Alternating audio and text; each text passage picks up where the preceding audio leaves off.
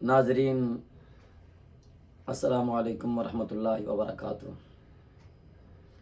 جیسا کہ آپ تمام احباب کو معلوم ہوگا، 18 دسمبر عربی زبان کا عالمی دن منایا جاتا ہے۔ اسی لحاظ سے چونکہ ہم مسلمان ہیں، ہمارا عربی کی زبان کے ساتھ ایک گہرا تعلق ہے۔ ہماری عبادات عربی زبان میں ہیں۔ ہمارے پاس آنے والا رب کا کلام قرآن مجید کلام الہی وہ عربی زبان میں ہے۔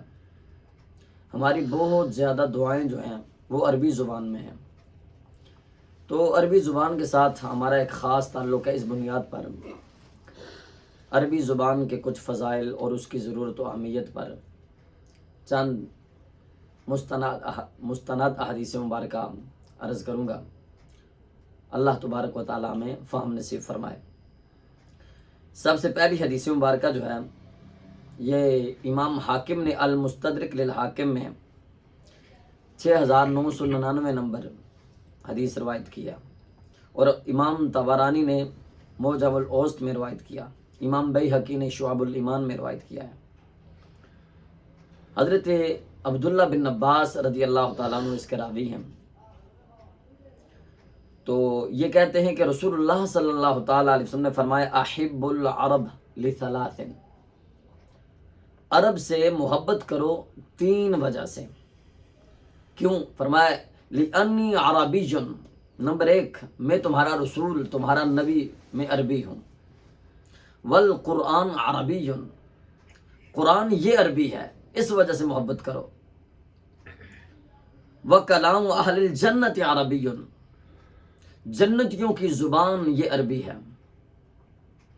ان 3 وجہ سے عرب سے محبت کرو۔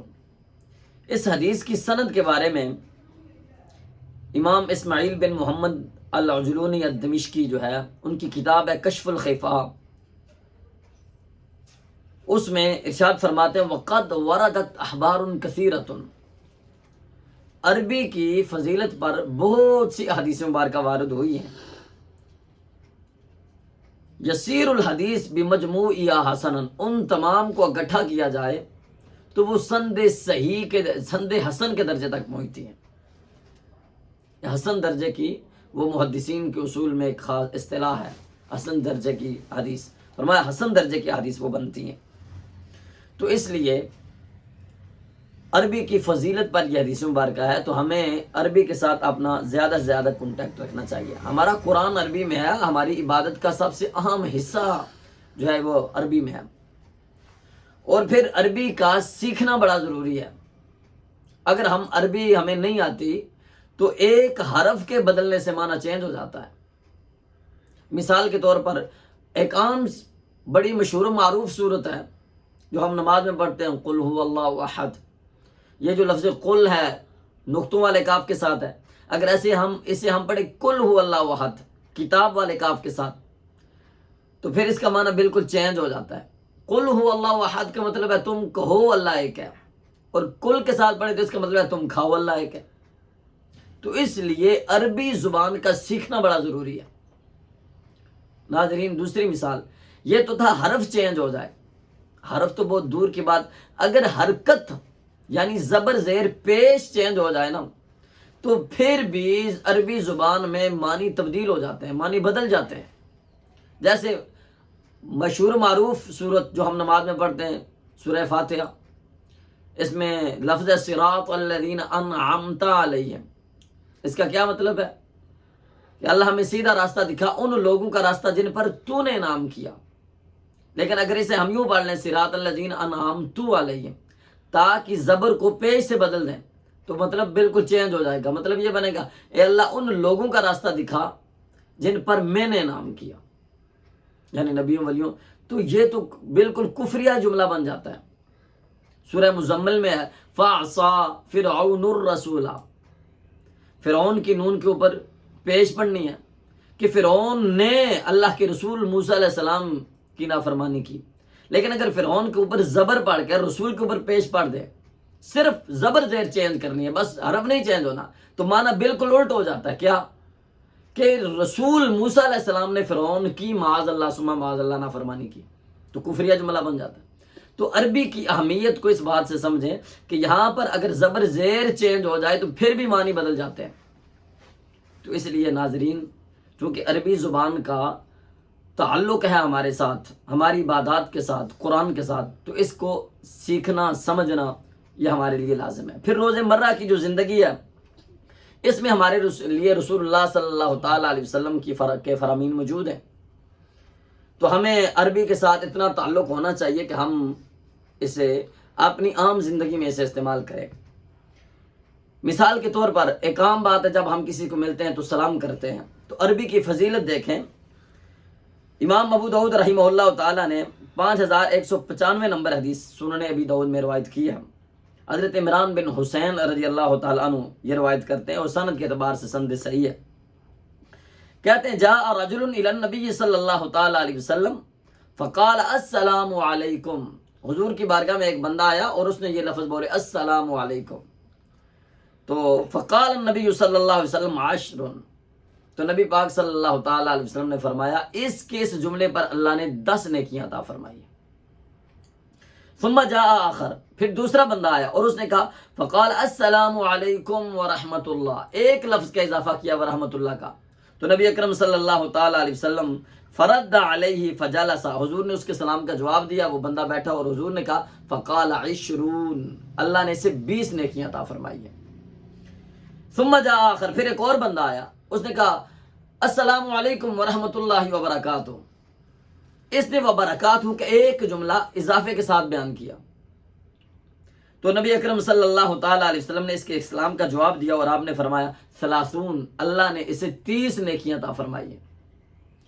تو میں ناظرین سے عرض کروں گا، ایک تو یہ ہم جو اس روش پہ چل پڑے ہیں، کوئی کہتا ہے گڈ مارننگ گڈ نائٹ، یہ جو ہے نا اس کو چھوڑ کر حضور کے طریقے کو اپنائیں، اپنے پیغمبر کے طریقے کے پیچھے چلیں، حضور کی سنت کا کوئی متبادل نہیں ہے۔ اور یہ جو ہے نا ایسے نہیں جذبات میں کہہ رہا ہوں، بلکہ خود رسول اللہ صلی اللہ تعالیٰ علیہ وسلم نے اس طرح کے الفاظ سے منع فرمایا ہے۔ یہی حضرت عمران بن حسین جو ہے، ان سے حدیث مبارکہ روایت ہے، امام ابو داؤد نے روایت کی ہے، 5227 نمبر حدیث مبارکہ ہے۔ یہ کہتے ہیں کہ ہم کننا نقول فی الجاہلیہ، زمانہ جاہلیت میں یوں کہا کرتے تھے انعم اللہ بک عینا وانعم صباحا، وہ جو ہمارے ہاں بھی لوگ ہیں صبح بخیر شام بخیر، گڈ مارننگ گڈ نائٹ، اس طرح کے الفاظ عربی میں ہم یہ بولتے تھے انعم صباحا۔ تو جب یہ حضور نے جملے سنے تو اس کے بعد سرکار نے منع فلما کان الاسلام نہینا عن ذلک، تو نبی اکرم صلی اللہ تعالی علیہ وسلم نے اس طرح کے جملوں سے ہمیں منع فرما دیا کہ یوں نہ بولا کرو، بلکہ جو طریقہ ہے، اور قرآن سے بھی اس کی تائید ہوتی ہے۔ قرآن کہتا ہے 5ویں سپارے میں وَإِذَا حُيِّيتُم بِتَحِيَّةٍ فَحَيُّوا بِأَحْسَنَ مِنْهَا أَوْ رُدُّوهَا، قرآن کہتا ہے جب تمہیں سلام کیا جائے تو اس سلام کا جواب اچھے انداز سے دو، اگر اچھے انداز سے نہیں دے سکتے تو اور دوہا، جتنا انہوں نے کم از کم اتنا، کسی نے السلام علیکم کہا ہے تو تم السلام علیکم ورحمۃ اللہ وبرکاتہ کہو، اس سے اچھے طریقے سے کہو، اگر نہیں تو پھر کم از کم اتنا ضرور کہو کہ اس نے السلام علیکم کہا ہے تو تم بھی السلام علیکم کہا۔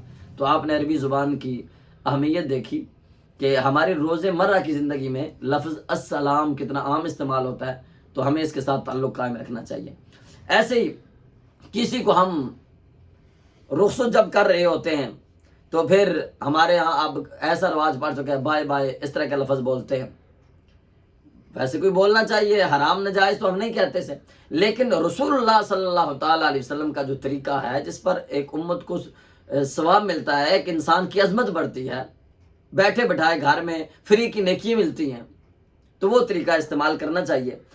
حضرت عبداللہ بن عمر رضی اللہ تعالیٰ عنہ کہتے ہیں، یہ جامع ترمذی میں سند صحیح کے ساتھ حدیث مبارک ہے، 3442 نمبر روایت ہے، کہتے ہیں کان رسول اللہ صلی اللہ تعالیٰ علیہ وسلم اذا ودع رجلا، جب حضور کسی بندے کو الوداع کہتے تھے تو حضور کا طریقہ یہ تھا اخذ بیدہ، حضور اس کے ہاتھ کو پکڑ لیتے تھے، فلا یدعها حتى یکون الرجل،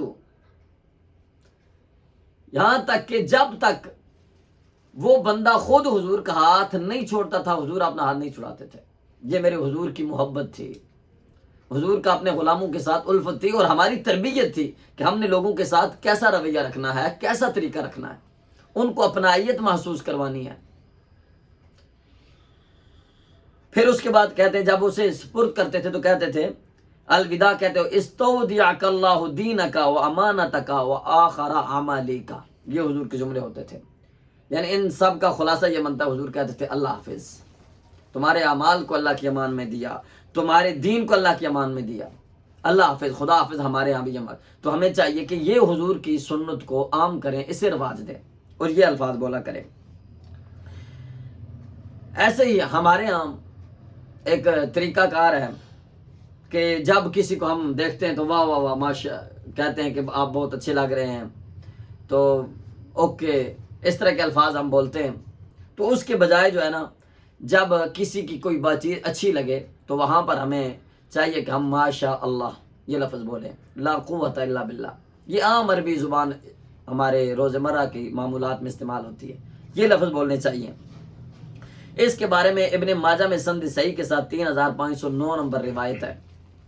حضرت ابو امامہ رضی اللہ تعالیٰ عنہ کہتے ہیں کہ مر عامر بن ربیعہ سہل بن حنیف، سہل بن حنیف کے پاس سے گزر ہوا عامر بن ربیعہ کا، وہ یغتسل، وہ غسل کر رہے تھے، تو انہوں نے ان کی تعریف میں کہا کہ واہ واہ واہ اتنا سونا جوان، تو ان کی تعریف کر دی۔ کہتے ہیں ان کے یہ جملے بولنے تھے تو کیا ہوا، فما لبث ان لبث به، انہیں چکر آیا اور وہ چکرا کر گر گئے، ان کا گرنا تھا۔ تو فاوتی به النبی صلی اللہ تعالی علیہ وسلم، صحابہ نے اٹھایا اور حضور کی بارگاہ میں انہیں پیش کر دیا، تو کہا یا رسول اللہ جلدی سے آپ ان کا جو ہے نا دیکھیں، انہیں چکر آ گیا، گر گئے۔ تو سرکار دو عالم صلی اللہ تعالی علیہ وسلم نے سارا معاملہ جب پوچھا تو صحابہ نے عرض کیا، تو سرکار نے ایک بڑا کمال کا جملہ بولا، یہ ناظرین سماعت کرنے والا ہے۔ فرمایا اذا رأى احدكم من اخيه ما يعجبه فليدعو له بالبرکہ، حضور فرمانے لگے جب تم میں سے کوئی اپنے بھائی کو دیکھے تو اسے اس کی کوئی چیز پسند آ جائے تو اس کے لیے برکت کی دعا کیا کرے، یعنی کہ نظر بد جو ہے اس سے بچنے کا یہ حضور وظیفہ بتا رہے ہیں، اسے ماشاء اللہ کہے۔ تو یہ حضرت انس رضی اللہ تعالیٰ عنہ سے بھی حدیث مبارکہ شعب الایمان میں امام بیہقی نے 4207 نمبر روایت بیان کی ہے۔ اگرچہ اس کی سند میں کلام ہے، لیکن سورہ کہف میں اس کی سند کی تائید ہو جاتی ہے۔ سورہ کہف میں یہ الفاظ موجود ہیں، وہ ایک لمبا واقعہ ہے کہ جب دو بھائی ایک باغ میں داخل ہوئے، تو جب ایک کا باغ تو بچا رہا دوسرے دن اور ایک کا ویران ہو گیا، تو اللہ کریم نے اس کے لیے لفظ بولے ولولا اذ دخلت جنتک قلت ما شاء اللہ، کہ جب تو اپنے باغ میں داخل ہوا تھا تو تو نے یہ لفظ کیوں نہیں بولے تھے ماشاء اللہ لا قوت الا باللہ۔ تو اس حدیث کی اگر جس سند میں کلام ہے لیکن قرآن سے اس کی تائید ہو جاتی ہے، تو اس لیے ہمیں یہ الفاظ بولنے چاہیے۔ اور ایسے ہی ہم جب بھی کوئی ہمیں کوئی بات کہتا ہے کہ یہ کام کرنا ہے اور ہم اپنا اظہار کرتے ہیں ہم یہ کام کر لیں، تو ہم کہتے ہیں ڈن، یہ کام ہو جائے گا، تو ٹھیک ہے یہ لفظ بھی بول سکتے ہیں، لیکن جو رسول اللہ صلی اللہ تعالیٰ علیہ وسلم کا طریقہ اور جو قرآن نے ہمیں سکھایا ہے وہ کیا ہے کہ قرآن کہتا ہے وَلَا تَقُولَنَّ لِشَيْءٍ إِنِّي فَاعِلٌ ذَلِكَ غَدًا، کبھی یہ لفظ نہ بولو کہ بس میں کل جو ہے یہ کام کر دوں گا، ایسے مت کہا کرو، بلکہ کیا کہا کرو، کہا اِلَّا أَن يَشَاءَ اللَّهُ، کہا کرو اگر اللہ نے چاہا، انشاءاللہ اگر اللہ نے چاہا تو یہ کام ہو جائے گا، یہ الفاظ بولا کرو۔ بلکہ رب نے تو یہ کہا وَاذْكُرْ رَبَّكَ إِذَا نَسِيتَ، اگر اس وقت نہیں کہہ سکے انشاءاللہ، جب یاد آ گیا اسی وقت کہہ دو ماشاء اللہ لا قوت الا باللہ، تو انشاءاللہ آپ کا کام ہو جائے گا۔